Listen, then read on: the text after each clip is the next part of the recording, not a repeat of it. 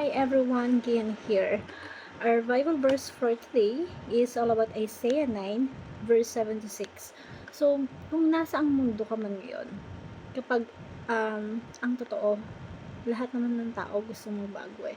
Pero minsan dahil sa sitwasyon na meron tayo ngayon, o kung nasaan ka man ngayon, like sa trabaho mo, 'di ba?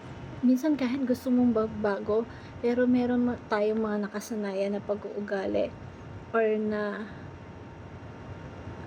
sabihin natin na kasanayan natin na gawain, ang hirap magbago. Sobrang hirap ng magbago, pero tatandaan mo, sa kagustuhan mo magbago, meron kang kakampi. Andyan si God. Bakit? Si God kasi binabago niya yung mundo ngayon. Inaayos niya yung mundo ngayon. Kaya nga ang dami nagpa-pop up ng mga kaguluhan, problema, kasi bakit? God doing something different right now patungkol sa pagbabago ng mundo.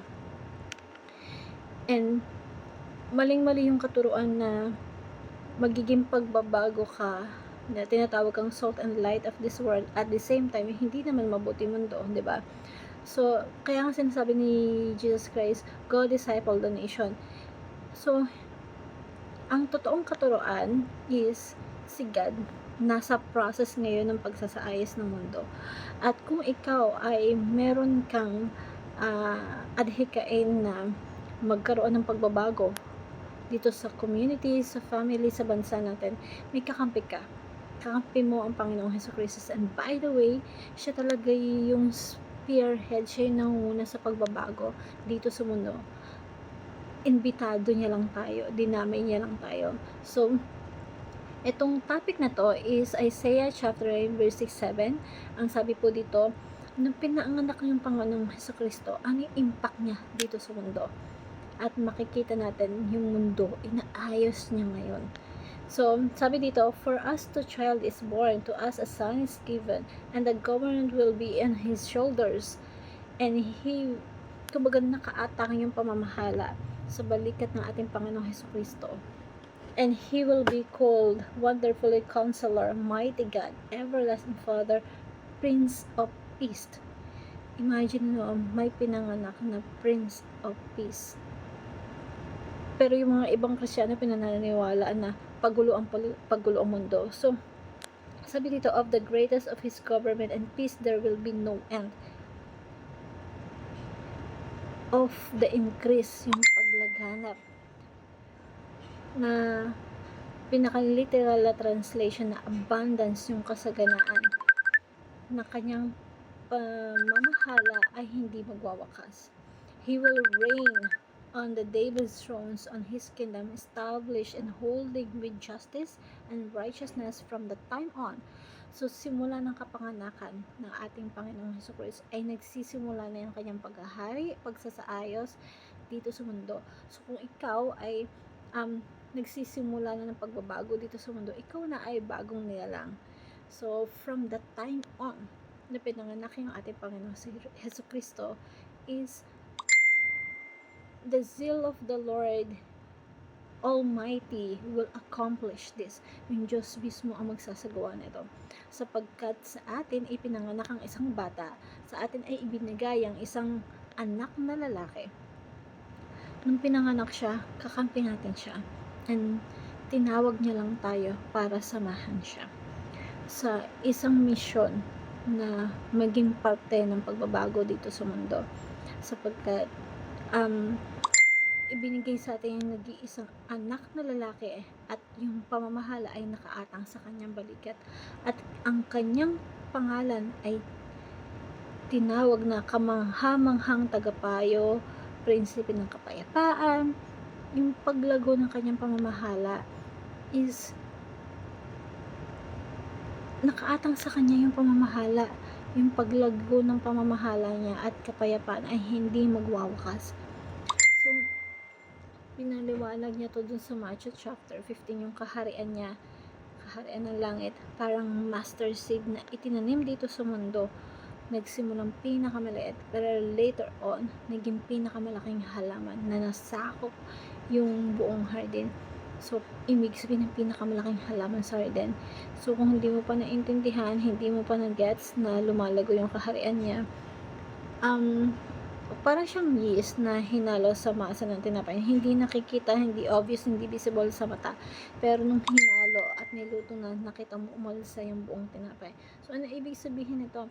Yung kaharian niya na itanim na dito sa mundo. At later on, masasakop at may impluwensya ng buong mundo. At parte tayo doon.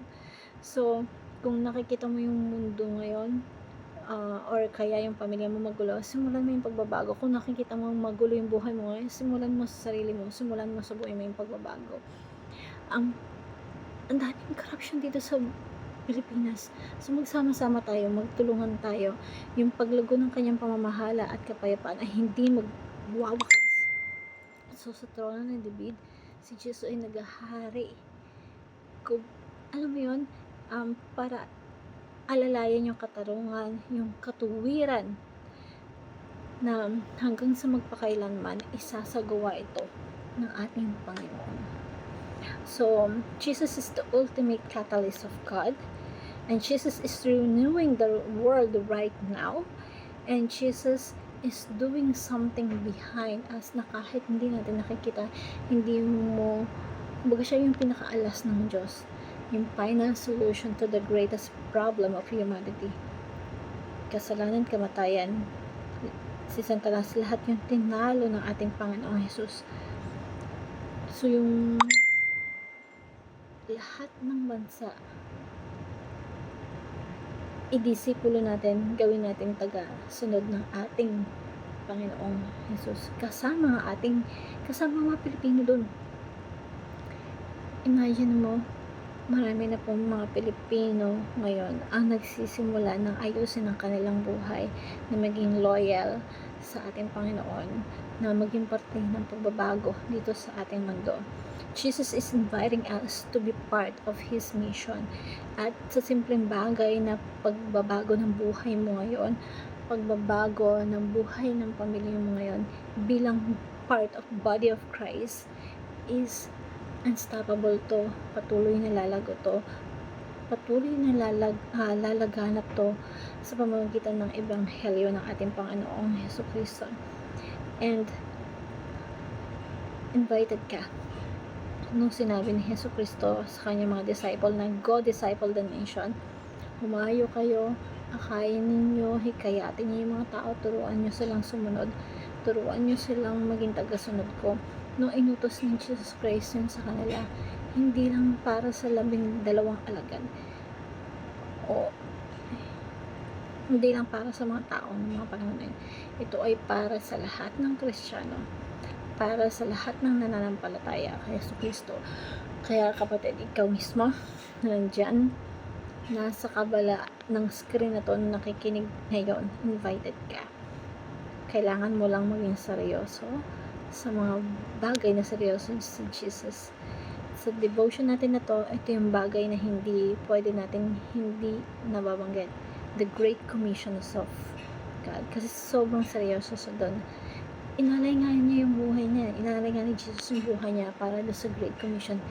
Dapat maging seryoso tayo. So, live and die for the Great Commission. Be the body of Christ patungkol sa Great Commission niya. So, inaakay niya tayo ngayon, invited niya tayo maging part ng Great Commission niya. Kaya, umpisa mo na ngayon yung pagbabago sa sarili mo, sa pamilya mo. The perfect time to create something good right now. Create something good now in your life. Ito na yung pagkakataon na yun. Ito na yung chance na yun. Jesus inviting us to be with Him. Simulan mo na yung pagbabago sa buhay mo. Kasi seryoso siya. Kung seryoso ka, na mabago yung buhay mo, seryoso din siya. So, we have to live for the Great Commission and conquer earth with the authority of Jesus. Thank you everyone, and God bless.